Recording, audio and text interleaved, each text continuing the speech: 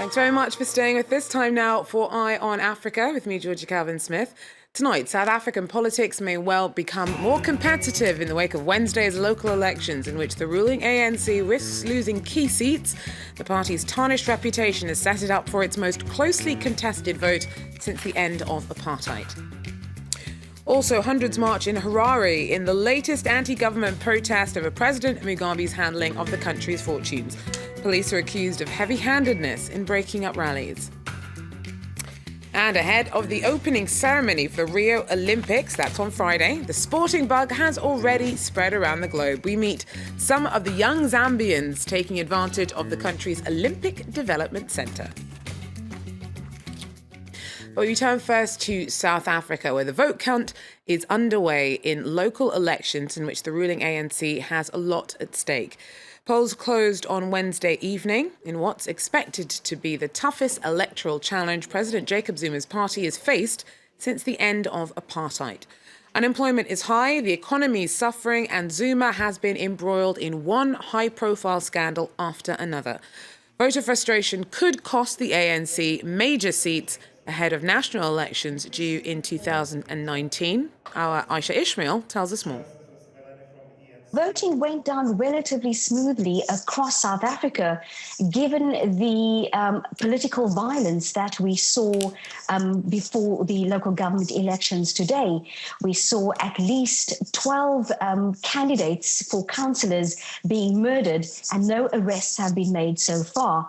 But the Independent Electoral Commission reported a few glitches, and these include a shortage of ballot papers, some voting stations opened late, and some voting stations only had one scanner, and this led to major delays at these voting stations where there were hundreds of people standing in queues waiting to vote. But the IEC has promised that those people who were in the queues at the time when voting closed, that they will still be able to cast their vote. But officially, all voting stations in South Africa have now been turned into counting stations. Well, police in Harare used water cannon and batons to break up a protest march on Wednesday as hundreds turned out to show their frustration over President Mugabe's handling of the country's economy. Calls for him to step down have gathered momentum recently, sparking deepening divisions in his ZANU-PF party. Robert Mugabe must go. These protesters believe the president's responsible for Zimbabwe's economic collapse. State funds are struggling to cover military and civil servant salaries. Growth has slowed to a crawl, and unemployment stands at 80%. For many young and jobless, the future seems bleak. We are graduates, we work hard, but still we suffer. Economically, this country is virtually dead. So there are no companies. Companies are closing. Instead of the promised jobs, the promised 2.2 million jobs, actually we lost 2.2 million jobs ever since that promise was made. Demonstrators also want the finance ministry to pull proposals for new bond notes. The local token currency is supposed to replace reliance on the US dollar. But many fear a return of the hyperinflation that gutted the economy in 2008. We don't want the bond notes because it actually will lead to further corruption and total devaluation of the currency. They will wreck the last remaining US dollars we have. They will destroy our country. Riot police have been accused of beating up demonstrators in breaking up Wednesday's rallies. They were the latest sign of a defiance and frustration that sparked a protest movement dubbed This Flag. Despite a crackdown, Robert Mugabe's become increasingly isolated. Last week, several independents, war veterans, and former allies of the 92-year-old were arrested after publicly denouncing him. Well, with the backing of the president, Youssef Chahed has been named the new Tunisian prime minister. He's a member of President Beji Caid Essebsi's extended family and has dismissed critics who've put his step up from junior minister to premier down to nepotism. Chahed now has 30 days to name the new government that will be responsible for delivering key economic reforms. The Islamic State group claims that a new leader's taken over Boko Haram. The Nigerian extremist group swore allegiance to IS last year. Boko Haram is behind a bloody 7-year insurgency. IS group claims that Abu Musab al-Banawi's taken over, but hasn't mentioned the fate of Abu Bakr Shekau, who had been the group's leader. Now, he was last seen in a video in March in which he suggested that he was ailing and that Boko Haram was losing effectiveness. The announcement about Banawi could suggest deepening schisms within Boko Haram. Andrew Walker is an author and journalist who specialises in the group. He joins us now. Andrew, in your opinion, what does all this suggest about what's going on behind the scenes?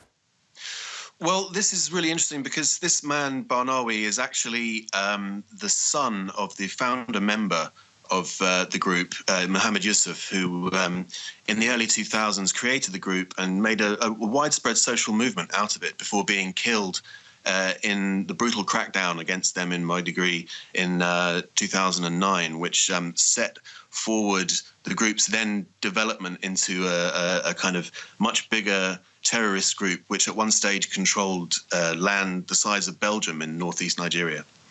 And what we're seeing now is really a kind of consolidation of that past for the group, and also what may be the future for it, which is people in Washington and London would see this as a move to be much, for the group moving to be much more internationalist in outlook.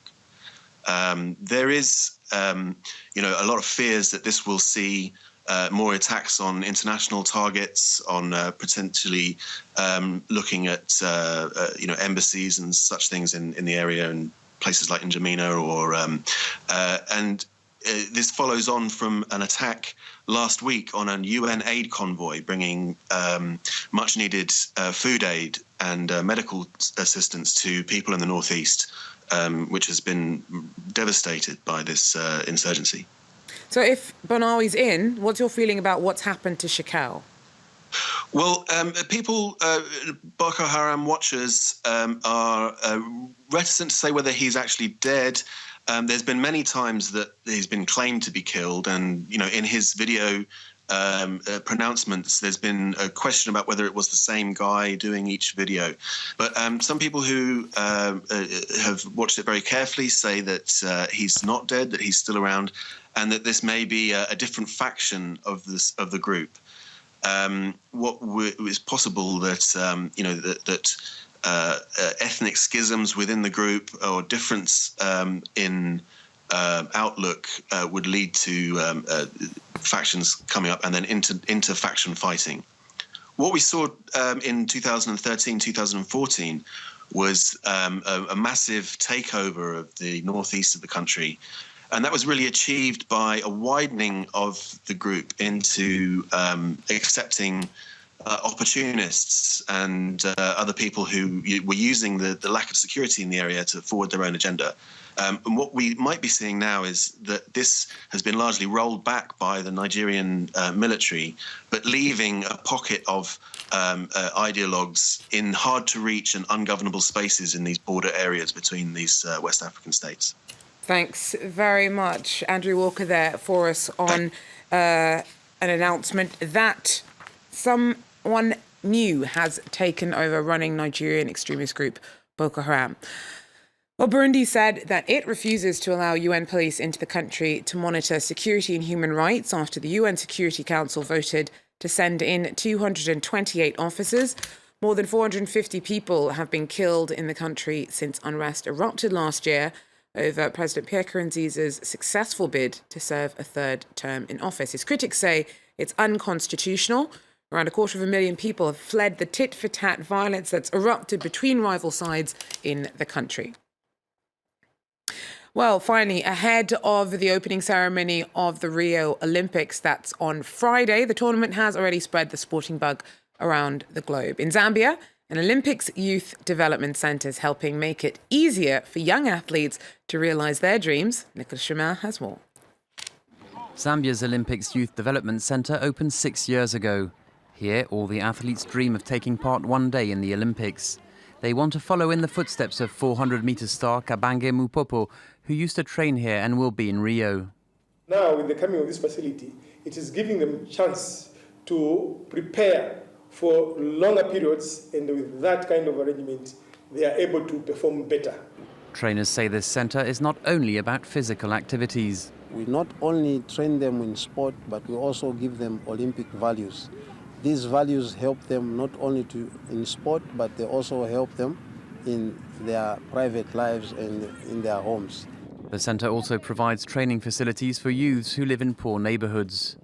It's a place where people come here to identify themselves. There are people who have got talent, but they can't showcase their talent due to lack of facilities. But with a facility like this one, people can really identify themselves. Youths at the centre were glad to hear that the judo and boxing teams have finally left for Rio. On Monday, they had not been able to board their plane after failing to produce visas. Oh, what little guy in the judo lineup there took his eyes off the ball for a moment. Anyway, that's it for Eye on Africa for now. Thanks for joining us. Do so again. Take care.